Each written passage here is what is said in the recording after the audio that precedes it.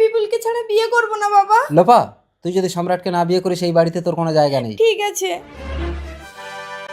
লোপা, বিপুলের বাড়ির লোককে ডাক, তোদের বিয়ের কথা বলবো। বাবা। আঙ্কেল, এটা আপনি কি করলেন? সম্রাট, মেয়ের যখন মত নেই তুমি আসতে পারো।